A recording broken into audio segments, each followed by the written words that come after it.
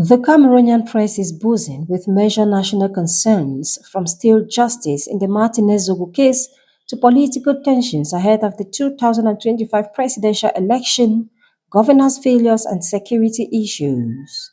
Le Jour reports that a full year after the trial for the brutal murder of journalist Martinez Zogo began, not a single hearing has taken place.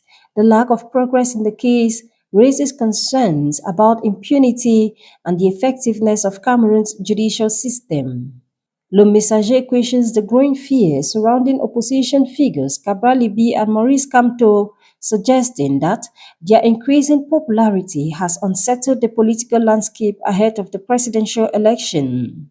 Mutation highlights the worsening waste management crisis in Yaoundé, revealing that a high-level meeting chaired by the Prime Minister on February 25th has yielded no concrete results. The publication describes the capital's waste problem as an endless crisis. La Voix du Consommateur reports that Honorable Peter William has formally petitioned the Delegate General for National Security over allegations of severe police brutality.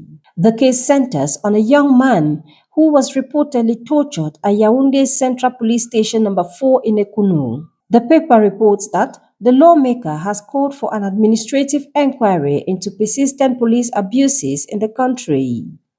Cameroon Tribune reveals that gendarmerie forces in Douala 2 recently arrested a suspected counterfeiter in Bonamoussadi, accused of both producing and circulating fake banknotes worth nearly 100 million francs CFA.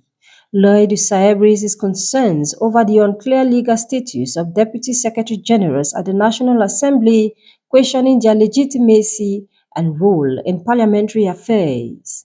The Post newspaper reports that an abandoned traditional ruler's office in the Northwest region has been taken over by criminals and reptiles, transforming it into a brothel and hideout for thieves. Le Drapeau warns journalists and media practitioners that any proximity to terrorist groups could be deadly, emphasizing the risks of misinformation and political manipulation.